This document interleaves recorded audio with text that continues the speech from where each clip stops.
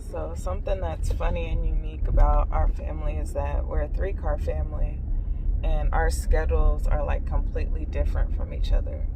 So I tend to follow a similar schedule every day because the work that I do is typically from home. And my 2 partners, their schedules can vary like all the time. Especially my male partner. His schedule is horrendous. It changes all the time, even more than my other partner. So sometimes I come outside and like I'm used to seeing only 2 cars at this time of day. And it's just so funny when I come out and I'm like, what the heck am I looking at? Because my brain doesn't process that, boyfriend's home, so the amount of cars is going to be different. Anyway, I just thought that was pretty funny. It always trips my brain out. I am going to get some coffee, which one day I'm going to learn how to make it exactly how I want it at the house. But until then, until such time as I figure that out, I'm doing this kind of every other day going to get coffee thing. But yeah, it's so beautiful right now.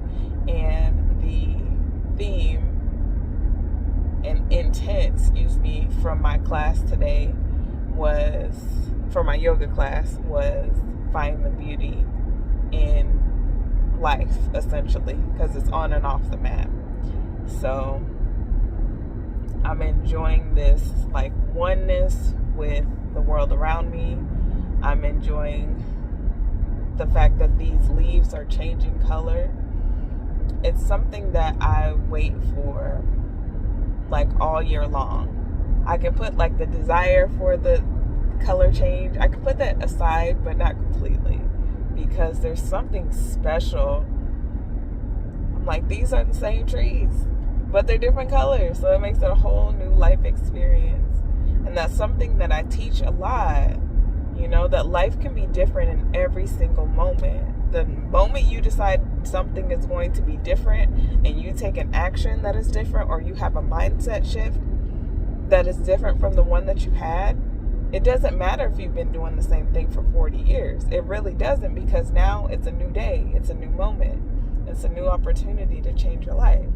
So I teach that, but it's something interesting, spectacular, wonderful when I see those same lessons showing up in my life.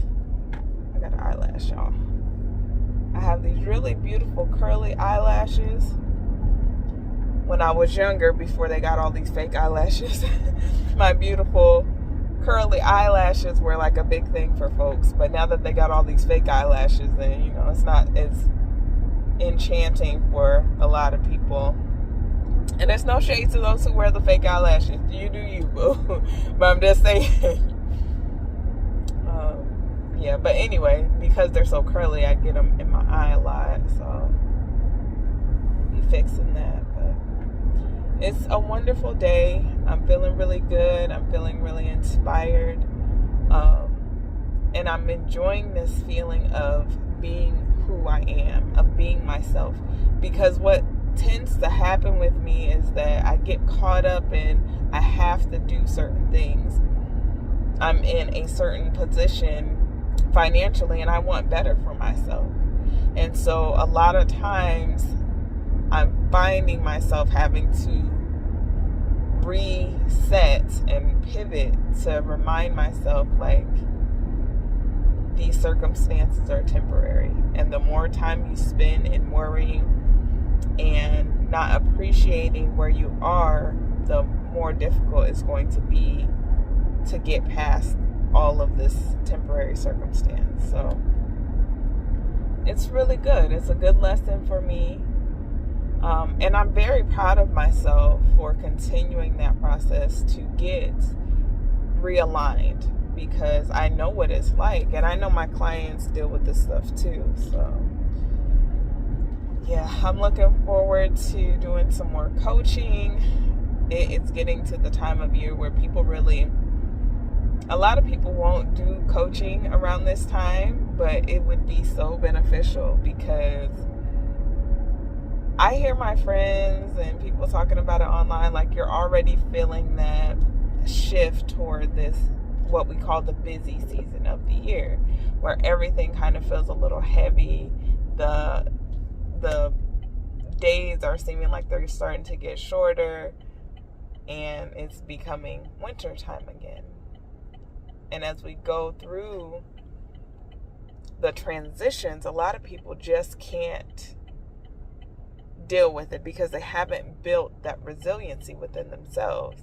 And so when all of this change is happening, they're kind of just being overwhelmed and overtaken. And you don't have to do that. It's not a requirement for you to be miserable and overwhelmed and upset and dysregulated. And so that's a big part, I feel like, of my life's purpose, to teach people that they don't have to live that way. You can, and I respect that if that's what you choose for yourself, but it is not a requirement for you to be miserable because it's about to be Thanksgiving, Christmas, etc. So anyway, I do harp on that a little bit because it bothers me that people are like, oh, seasonal affective disorder, I'm getting ready to be depressed, and that you're just accepting that and expecting that. And again, it does not have to be that way. So let me order this coffee and I'll get with y'all later. All right, y'all, it is late for me. Not too late, just later than I kind of like to be up these days. I am actually putting some candles on my altars. And when I say altars, I do have several.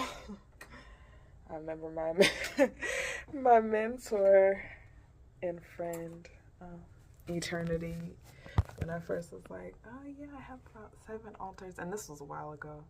I don't know, I haven't counted lately. But they're like, what?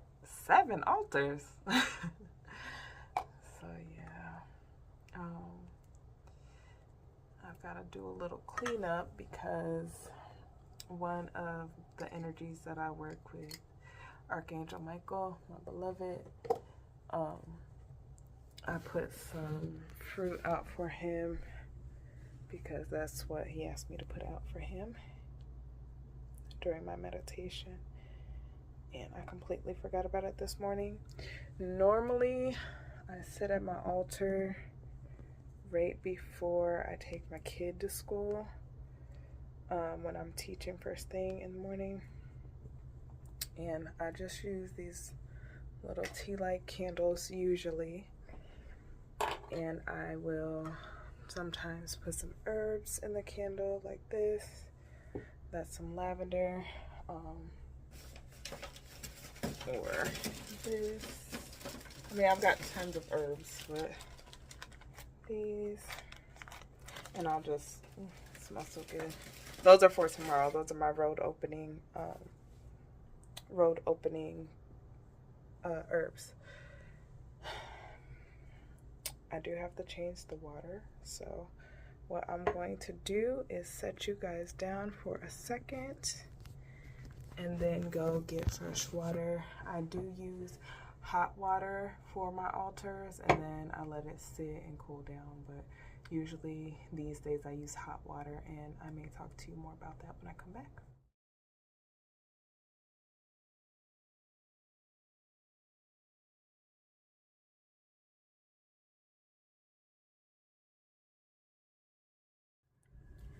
There are many times when I share a lot of my spiritual practice, and there are a lot of things that I do that other spiritualists would have a freaking fit about. Even telling you guys that I'm lighting candles on my altars, and I use hot water to connect more with the spirit energies that I work with. Some spiritualists will have a fit about that. But I will tell you that I only do what I'm led to do, what feels right and aligned within me. And that's it. I have my partners who will be home pretty soon. So if I light my incense excuse me, if I light my candles and stuff in the morning, then I typically light incense as well. But since I'm doing it tonight and I'm not sure when they come home, then I'm not going to do it. We do have two who have candle allergies. I mean, two have incense allergies and one who has candle allergy. So, yeah, I don't typically light my incense at nighttime unless I know it's going to be a few hours and people won't be here. So I lit my candles. I'm about to sit down for a second and pull a card. Are you from the school of thought, if you want to share, where your altars are sat on the floor or not? That is typically, from what I understand, in African-based traditions. I don't know any other tradition that has it like that. Ignore that's my blanket and then my sweaters from earlier. But yeah. So I'm just gonna sit here real quick and pull my card. I am using the Work Your Light Oracle deck, which is something that I typically use in the morning time, like I said, but just didn't get it done the last couple days. So let's pull a card here really quick. Well, not even really quick, but just pull it.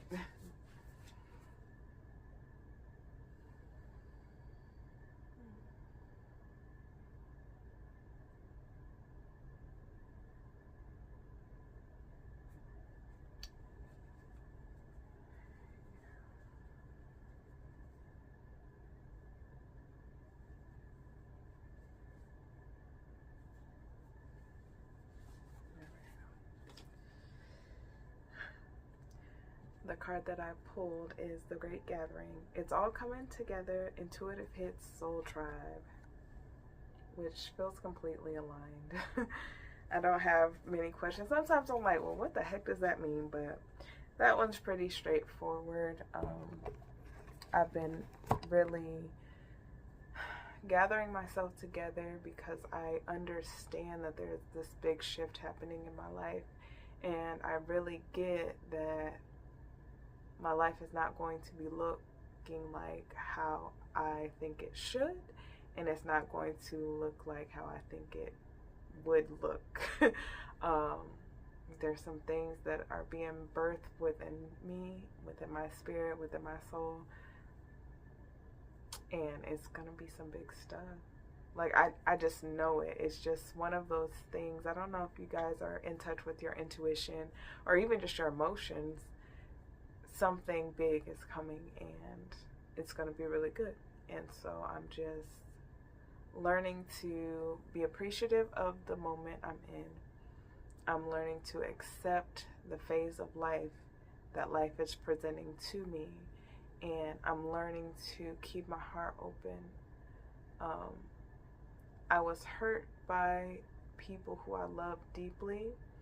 And I went through a lot of grief, a long time of grief after that. And then I had to again deal with grief this year. So it's been an interesting couple of years, but sometimes when you're an intuitive, and even if you don't consider yourself an intuitive, you just begin to feel these things and you know something is calling you and calling you and calling you. And so when you learn to surrender yourself to the promptings of spirit and to find peace and joy and bliss in the moment, it just really allows you to stretch and open and be free. And so with this deeper yogic practice that I've been engaging with, I've found more freedom. My 300-hour yoga teacher training, as part of that, we were encouraged to create our own sequence. We did a group project, and then we were also encouraged to create our own personal sequences. And mine is, the intent for my class is self-liberation. This is something that has been on my heart and mind for a long time. And it's also something that my friend and mentor, Eternity, embodied. It's that freedom to do as feels aligned in your soul and spirit. So I didn't mean to go too deep into that, y'all. But again, I encourage you to spend some time in meditation if you're watching this.